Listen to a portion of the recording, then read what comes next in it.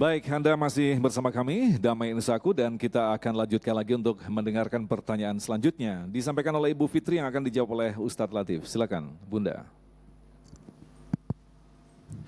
Baik, terima kasih. Assalamualaikum warahmatullahi wabarakatuh. Yang ingin saya tanyakan Pak Ustadz terkait dengan surat Al-Baqarah ayat 183 di mana dikatakan bahwa tujuan berpuasa adalah la'allakum tattaqun. Untuk itu mohon penjabaran dari Pak Ustadz. Terima kasih. Assalamualaikum warahmatullahi wabarakatuh. Waalaikumsalam warahmatullahi wabarakatuh. Silakan Ustadz Latif. Terima kasih. Kutiba alaikumusiyam ya ayyuhalladzina amanu kutiba alaikumusiyam kama kutiba alal ladzina min qablikum la'allakum tattaqun. Puasa pangkal takwa gitu ya. Tadi sudah mental puasa itu mental bahwa kita sebagaimana disampaikan oleh beliau mentalnya adalah mental muraqabah. Mental bahwa kita merasa diawasi oleh Allah Subhanahu wa ta'ala. Kalau orang sudah punya mental bahwa dia dimanapun merasa diawasi oleh Allah Subhanahu wa ta'ala, kira-kira dia bakal berlaku maksiat enggak? Enggak, dia merasa diawasi. Inilah mental puasa yang harus kita jaga. Mental muraqabah. Nah, insya Allah ketika kita mau berdagang, Allah ngelihat kita. Lagi nimbang, Allah ngelihat kita. Tanda tangan decision making, ini A, pilihan A, ini untungnya gede tapi Allah murka. Pilihan B, untungnya kecil tapi Allah ridho. Pilih mana? Allah sedang melihat. Saya sedang dilihat oleh Allah. Akhirnya dia memilih yang diridhoi oleh Allah Subhanahu wa ta'ala. Maka dia jadi orang yang bertakwa. Nah, mental muraqabah. Maka bagaimana agar menjaga mental muraqabah itu? Nah, itu ada 4 yang tadi saya sampaikan. Pertama, jamaah.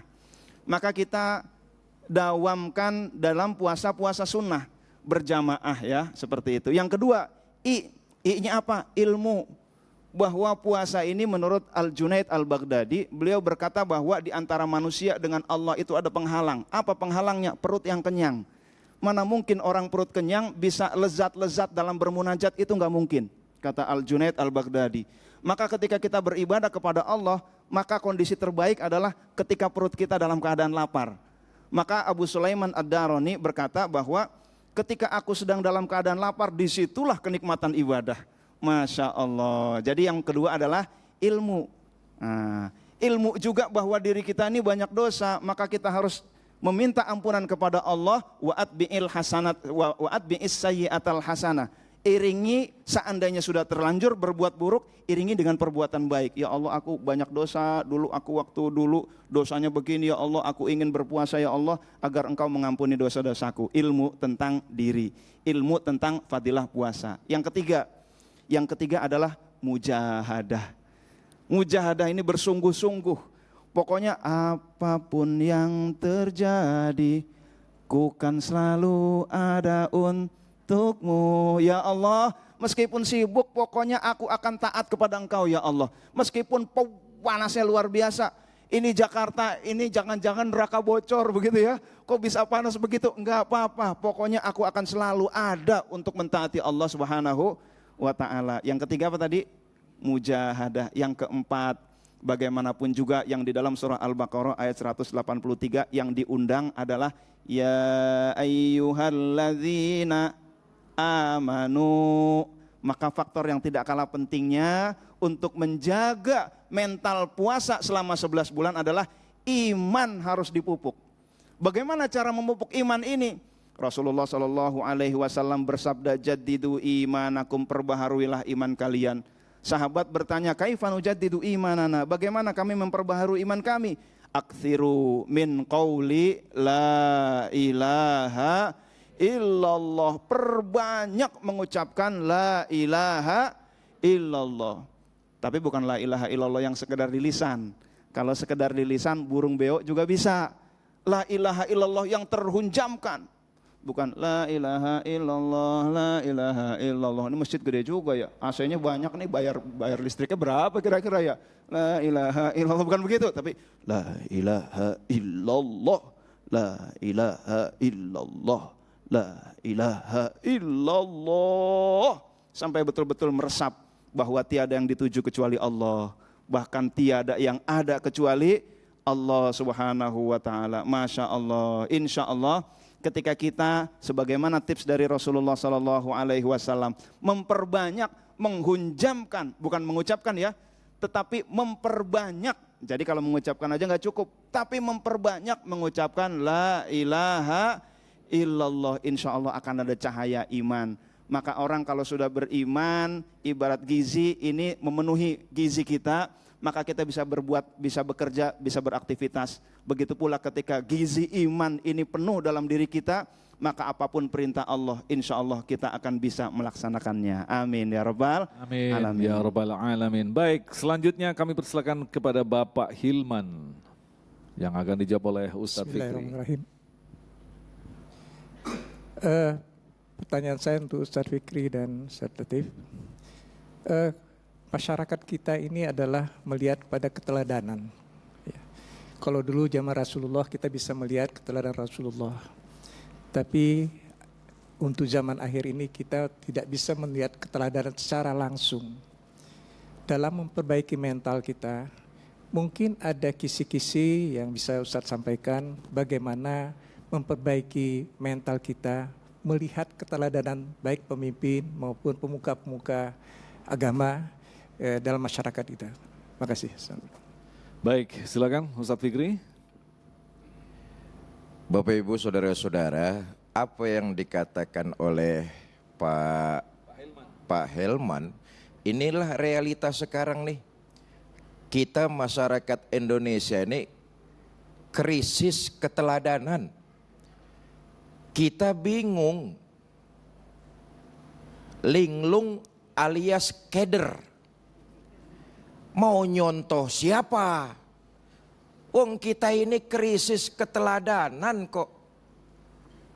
Kurangnya keteladanan dari para pemimpin-pemimpin kita. Makanya keteladanan ini udah masuk bagian dari jenis makhluk langka, Pak. Sebab sekarang ini nyaris kita sudah tidak punya lagi panutan siapa yang mau kita teladani. Saudara, terlepas dari itu semua, begini, menanggapi apa yang tadi disampaikan oleh Pak Hilman, dimulai dari dalam diri kita masing-masing. Inilah puasa tempat kita menggembleng nilai-nilai iman, memperbanyak kualitas ibadah kita, supaya keluar kita tetap melaksanakan istiqomah dalam ibadah-ibadah yang telah kita lakukan di bulan Ramadan. Dimulai ifda binafsi dari diri kita sendiri, dari pribadi kita sendiri. Ketahuilah, ibadah itu kalau kita mau menemukan dan merasakan manisnya ibadah, bukan dari banyaknya. Itu tadi, banyak kalau borongan buat apa? Kita nggak merasakan kemanisan sebuah ibadah. Yang boleh jadi kita akan merasakan betapa beratnya sebuah ibadah karena dikerjakannya secara borongan. Tapi kalau sedikit, mudawamah, tiap hari berkelanjutan, luar biasa, akan menemukan kebahagiaan, kenikmatan, dan manisnya beribadah. Karena itu ifda binafsik, dimulai dari diri kita sendiri. Bagaimana caranya? Saudara, itulah bagaimana Nabi mengingatkan kepada kita dalam soal beribadah. Anggaplah ini ibadah terakhir dalam hidup kita. Anggaplah ini ibadah terakhir dalam hidup kita. Yang kita kejar bukan jumlahnya, bukan kuantitasnya, tapi kualitasnya. Anggaplah ini ibadah terakhir yang kita lalui di alam dunia. Karena memang betul belum ada jaminan tahun depan kita ketemu Ramadan lagi apa enggak. Apa jamaah Masjid Al-Hikmah udah ada yang dijamin sama Jibril tahun depan bisa ketemu Ramadan? Enggak ada nih, enggak ada. Kita enggak ada yang jamin nih. Karena itu pantas kalau Nabi mengingatkan, sadarlah. Anggap ini ibadah terakhir yang kamu kerjakan. Supaya apa?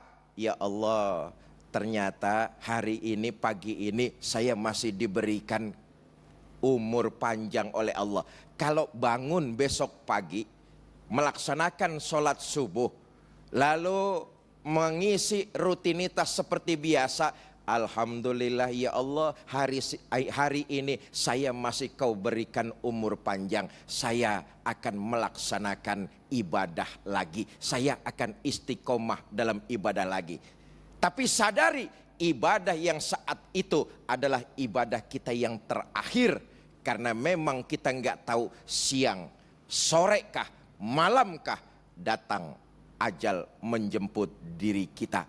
Tetapi dengan mengingat kematian, ibadah terakhir yang kita lakukan, kita makin semangat ketika diberikan tambahan umur oleh Allah, kita melaksanakan ibadah itu secara istiqomah. Allah a'lam. Amin. Baik, terima kasih Ustadz Fikri, dan kita masih menyimpan beberapa pertanyaan lagi. Tentu saja kita akan jawab selepas pesan-pesan berikut ini. Damai Indonesiaku.